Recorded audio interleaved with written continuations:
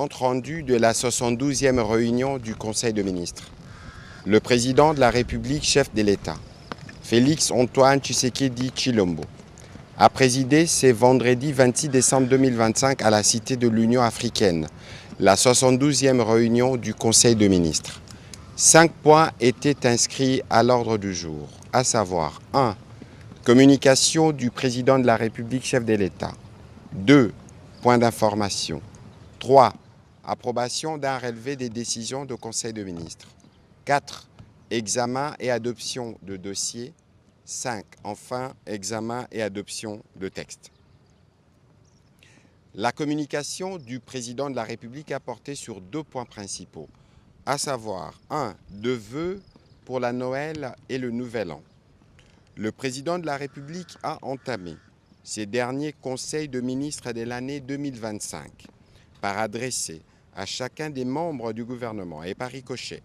à l'ensemble de leurs membres de cabinet, des administrations publiques sous leurs responsabilités, ainsi qu'à leurs familles respectives, ses vœux les plus sincères de paix, de santé, de bonheur et de prospérité. Il a souhaité que ces moments de communion et de partage renforcent les liens familiaux, ravivent l'espérance et inspirent à chacun un engagement renouvelé au service de la nation. L'année 2025 qui s'achève, a rappelé le président de la République, n'a pas été de tout repos pour notre pays.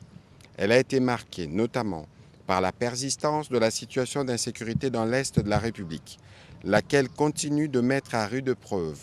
la résilience, le courage et la dignité de notre peuple. Toutefois, des discussions à Doha qui continuent et surtout les accords récemment entérinés à Washington, constituent un pas vers de bonnes perspectives qui dessinent une issue durable à ces cycles de violence. Avec la grâce des dieux, la détermination des institutions de la République, la bravoure de nos forces armées et de nos vaillants Wazalendo, et le soutien de nos partenaires, nous y parviendrons et la paix sera pleinement restaurée sur l'ensemble du territoire national, a-t-il précisé. En cette période de festivités de fin d'année, le président de la République a invité chacune et chacun à faire davantage preuve de circonspection, tant sur le plan sécuritaire que comportemental, conformément aux orientations qu'il a rappelées lors de sa communication à la 70e réunion du Conseil des ministres. La protection des vies humaines, la sauvegarde des biens publics et privés, ainsi que le respect de l'ordre public et des valeurs républicaines demeurent une responsabilité collective et un devoir partagé. À lui de renchérir que ce temps de célébration doit être également un moment de méditation, de réflexion profonde et des projections stratégiques en vue d'une entame heureuse, responsable et résolument tournée vers l'action de l'année 2026 qui se profile à l'horizon. Il offre à chacun l'opportunité de tirer les leçons du passé récent, de consolider les acquis et de corriger avec lucidité et courage les insuffisances constatées. Dès lors, le président de la République a invité et rappelé à chaque membre du gouvernement à procéder à une évaluation personnelle, honnête et rigoureuse de l'action menée dans son secteur au cours de l'année 2025, afin d'identifier clairement ce qui n'a pas fonctionné, ce qui a produit des résultats tangibles, ainsi que les ajustements nécessaires pour améliorer significativement les performances et l'impact de l'action publique au cours de l'année à venir. Il va de soi qu'une évaluation globale et approfondie de l'action gouvernementale soit également menée. À cet égard, il a engagé la Première ministre chef du gouvernement à enclencher cet exercice dans un esprit de responsabilité, d'efficacité et de redevabilité. Il a terminé ces points en souhaitant aux membres du gouvernement ainsi qu'à leurs familles une excellente année 2026 placée sous le signe de la paix durable, de la cohésion nationale, du sens élevé du devoir, du travail bien fait et du progrès partagé au bénéfice de toutes les Congolaises et de tous les Congolais. Le deuxième point de la communication du président de la République a porté sur la délivrance des plaques d'immatriculation pour véhicules. Le président de la République a commencé par rappeler que la plaque d'immatriculation constitue un élément fondamental d'identification des véhicules, indispensable à l'organisation de la circulation routière, à la sécurité publique, à la lutte contre la criminalité transfrontalière, à la mobilisation des recettes de l'État ainsi qu'au respect de la législation et de la réglementation en vigueur.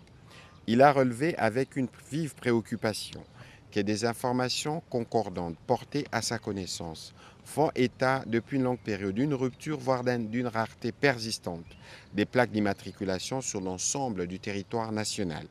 Cette situation a conduit de nombreuses personnes propriétaires de véhicules récemment importés à circuler sans plaque réglementaire ou à se munir abusivement des plaques dites temporaires émanant de certains services publics, principalement dans les buts d'échapper au contrôle des polices des circulations routières. Cet état de fait révèle une défaillance manifeste du service légalement habilité à assurer la délivrance des plaques d'immatriculation. Il engendre de conséquences graves et inacceptables, notamment l'atteinte à l'autorité de l'État et au respect de l'ordre public, la multiplication des fraudes et des usagers irréguliers des plaques non conformes, la difficulté d'identification des véhicules impliqués dans des infractions, des accidents ou des actes criminels, des pertes significatives des recettes pour le trésor public, une insécurité accrue sur les routes et une dégradation de la gouvernance administrative dans les secteurs de transport. Face à cette situation, le président de la République a instruit formellement le ministre des Finances, en étroite collaboration avec l'ensemble des ministères et services publics concernés, de prendre sans délai toutes les mesures nécessaires afin de mettre un terme définitif à la rupture des plaques d'immatriculation sur toute l'étendue du territoire national. Il les a invités en outre à réfléchir et à proposer un mécanisme adéquat et sécurisé visant à intégrer la délivrance des plaques d'immatriculation dans le processus de dédouanement des véhicules, de sorte que tout véhicule importé soit directement immatriculé dès son premier poste d'entrée sur le territoire national. Ces mécanismes devront garantir la traçabilité, la transparence et la sécurisation complète du circuit de délivrance des plaques en vue de prévenir toute fraude ou manipulation. Un rapport détaillé, assorti des propositions concrètes, d'un calendrier de mise en œuvre et des responsabilités clairement établies, est attendu à ces sujets au plus tard au cours de la deuxième quinzaine du mois de janvier 2026.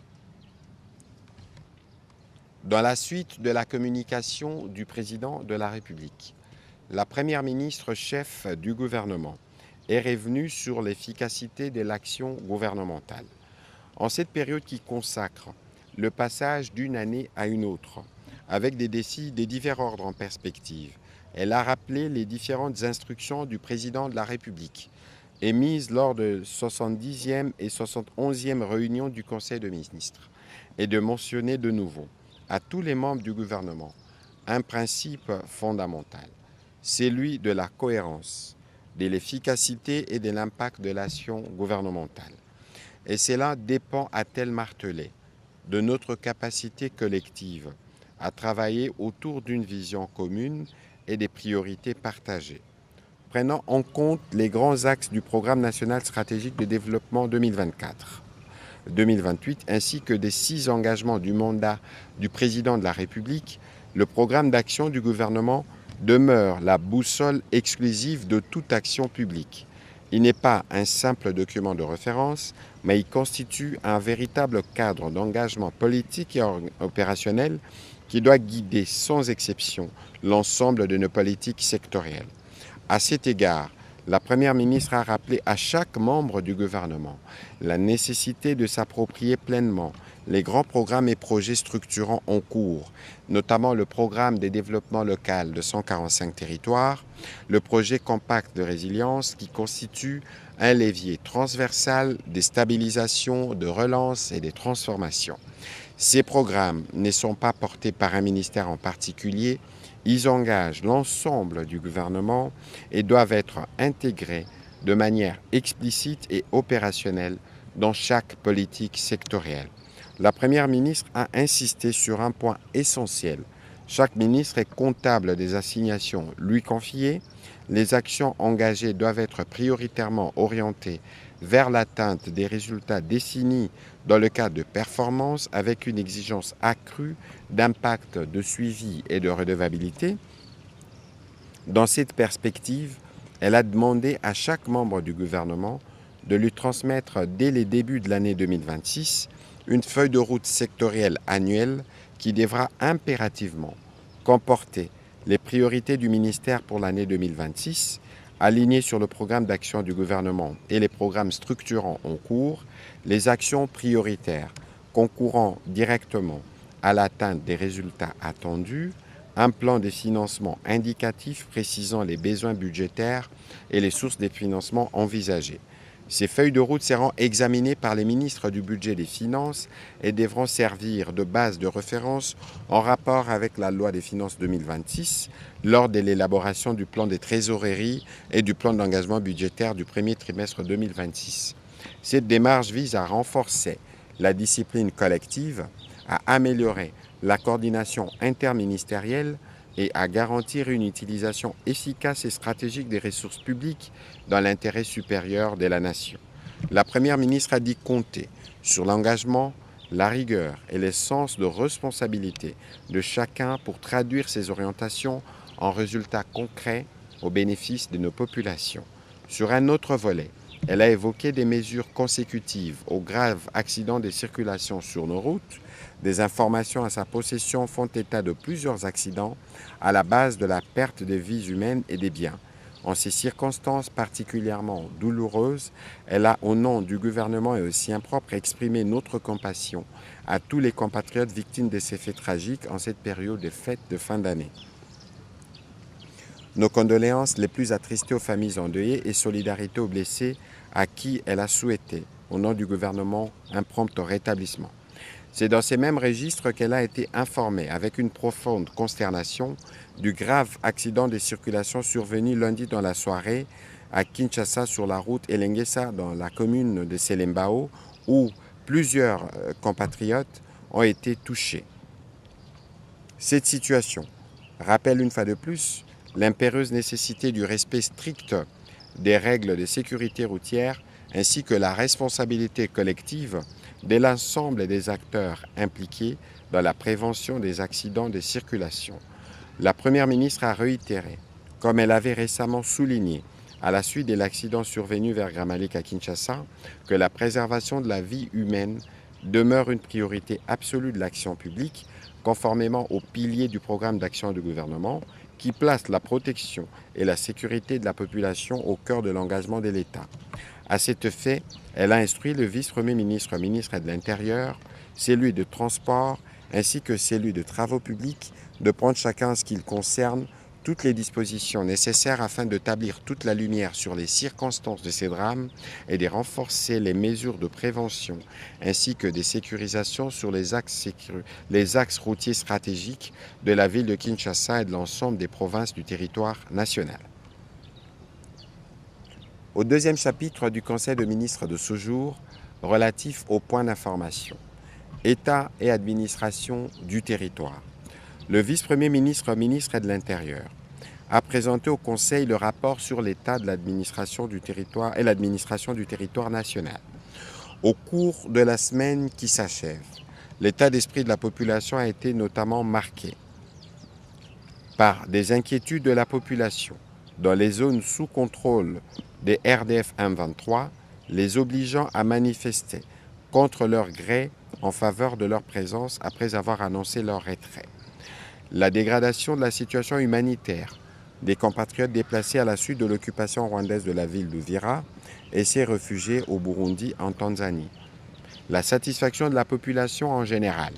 et de tous les sportifs congolais à la suite de la victoire de l'équipe nationale Les Léopards qui a gagné leur premier duel face à l'équipe du Bénin dans le cadre de la Coupe d'Afrique des Nations. Au plan politique, il a fait mention de la mise en œuvre des mécanismes de stabilisation des institutions provinciales qui a entraîné une accalmie relative au sein des assemblées provinciales et exécutifs provinciaux, en dépit de quelques cas d'instabilité, notamment dans le Maniema, le Haut-Lomami, le Sud-Ubangi et le Congo central. À l'approche des festivités des fins d'année, le vice-premier ministre, ministre de l'Intérieur, a informé le Conseil de la réunion de sécurité qu'il a tenue le 23 décembre 2025 avec la police nationale congolaise pour redoubler les mesures d'intensification de l'opération Ndobo afin de garantir la sécurité de la population et parer contre la recrudescence de la criminalité urbaine. Ces dispositions sécuritaires consistent au déploiement de patrouilles mixtes police-armée, au renforcement de la régulation de la circulation routière. Il a terminé son rapport par la situation aux frontières après avoir fait état des cas de sinistres et des catastrophes enregistrés au cours de la semaine qui s'est achevée. Toujours sur ces chapitres sécuritaires, le vice-premier ministre, ministre de la Défense nationale, a fait le point de la situation opérationnelle spécifiquement dans les provinces du Nord et du Sud Kivu, où les forces armées de la République démocratique du Congo restent vigilantes et tiennent leur position face à l'ennemi. En ce qui concerne l'Ituri, le point a été fait sur les opérations qui se poursuivent contre les milices CRP Zaïre, Codeco et FRPI. Dans le cadre de l'opération Ngemba, il a souligné qu'après les déploiements de renforts dans la zone, la situation est sous contrôle des unités de 11e et 14e régions militaires afin d'assurer la sécurité avant, pendant et après les festivités. Le vice-premier ministre, ministre de la Défense nationale, a rassuré de la détermination de forces armées de la République démocratique du Congo à défendre la patrie, rétablir l'autorité de l'État et à assurer la sécurité de nos populations.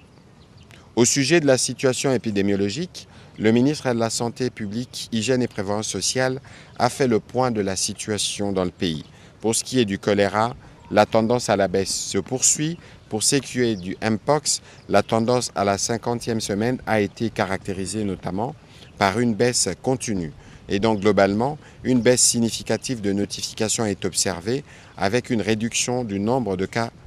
positifs. Les dispositifs de riposte sont maintenus et les actions se poursuivent pour éradiquer ces épidémies. Sur un autre volet, le ministre de la Santé a informé le Conseil de la relance officielle le 22 décembre 2025 du centre hospitalier universitaire CHU du Cinquantenaire, anciennement appelé Hôpital du Cinquantenaire, ce qui consacre le retour effectif de l'État dans la gestion de cet établissement stratégique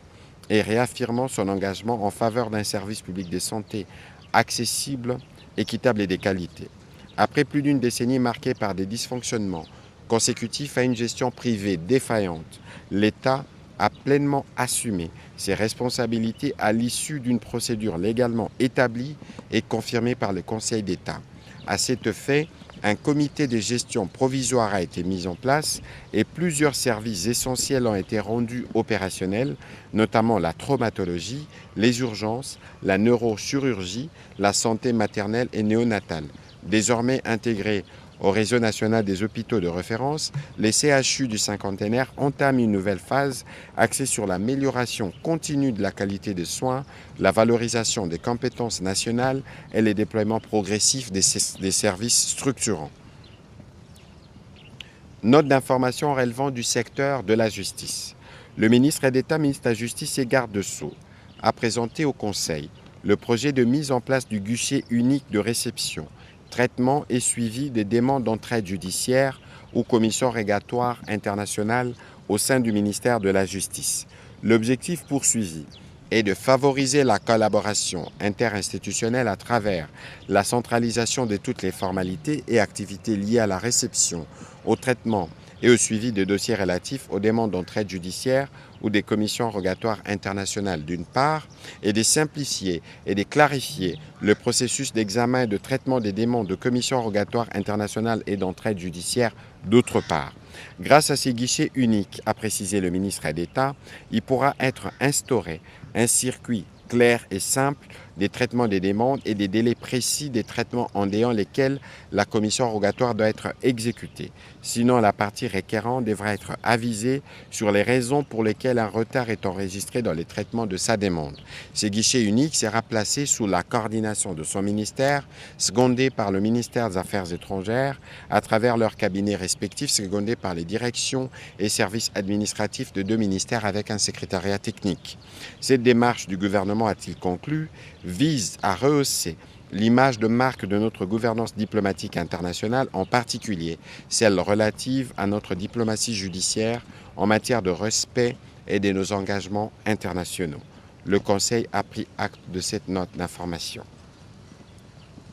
Note d'information relevant du secteur de la communication. Le ministre de la Communication des médias, porte-parole du gouvernement,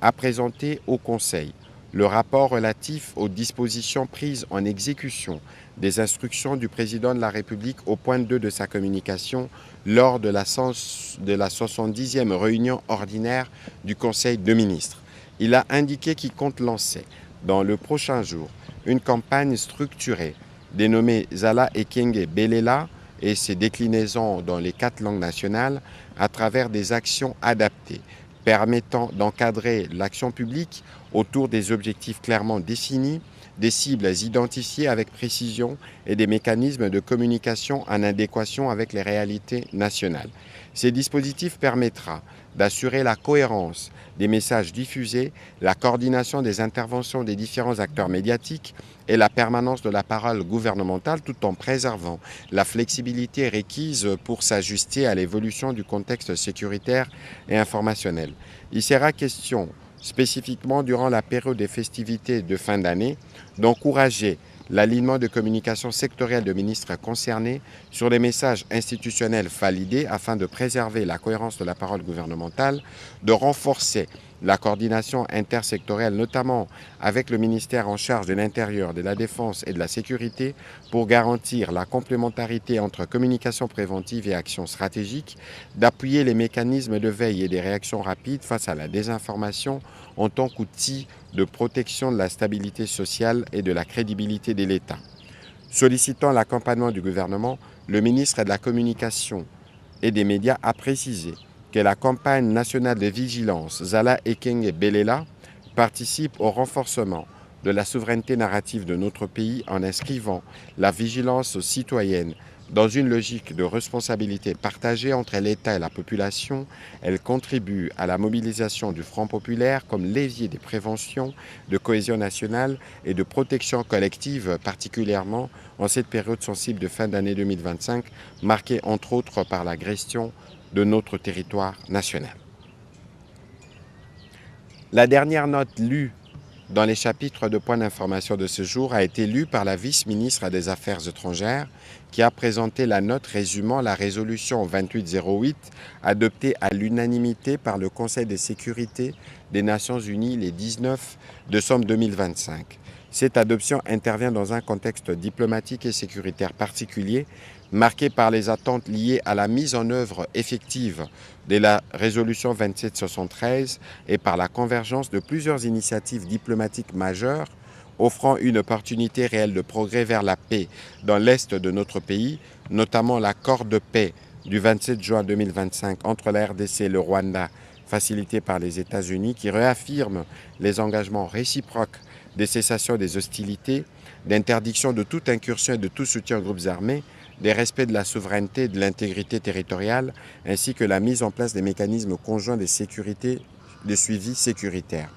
Par la déclaration de principe de Doha du 19 juillet 2025 et de l'accord cadre de Doha du 15 novembre 2025, facilité par l'État du Qatar couvrant les aspects relatifs au cessez-le-feu, au désengagement des forces, à la protection des civils, à l'accès humanitaire, au retour de personnes déplacées, au rétablissement de l'autorité de l'État.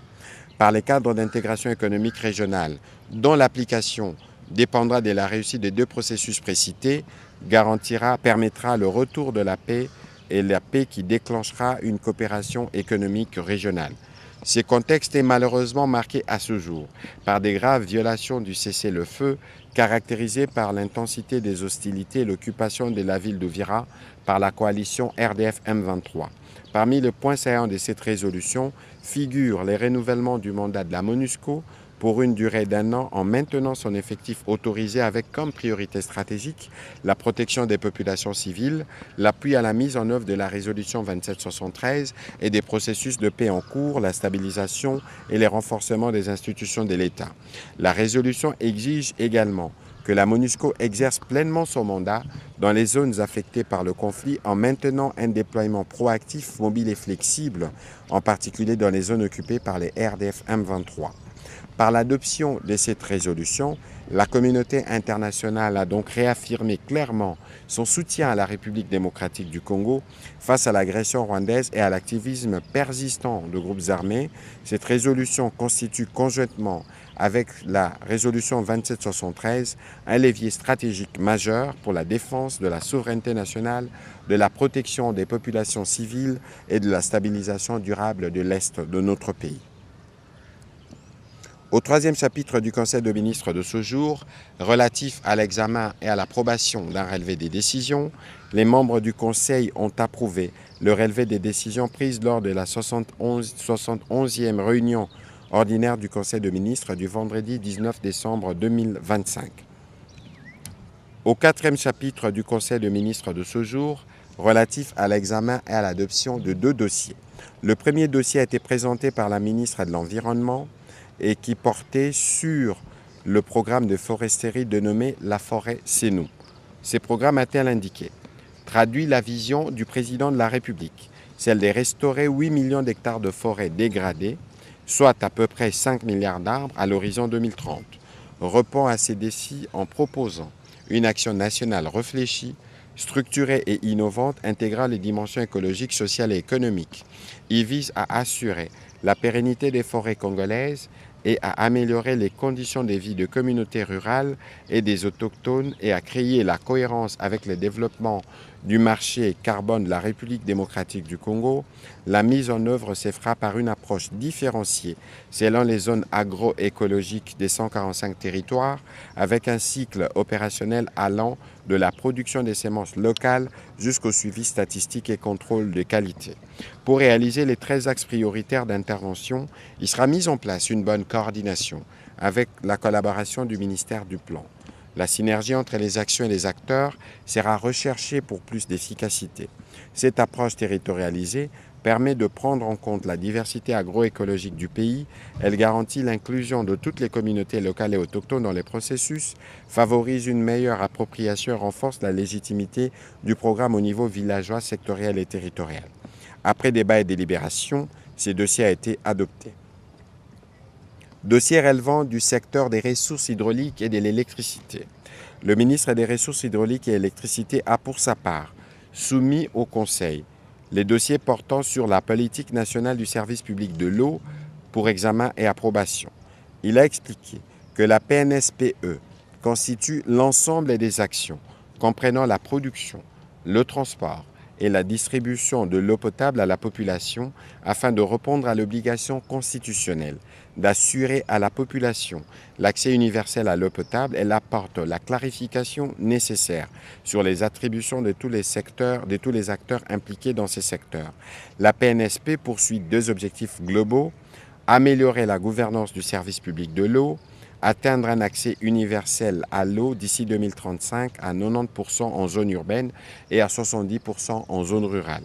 Son financement sera assuré par le Fonds national de l'eau à créer et dont les ressources proviendront notamment du budget de l'État, des redevances générées par les différents usagers de l'eau, les contributions des partenaires du gouvernement, la capitalisation du financement climatique et les financements du secteur privé à travers les PPP.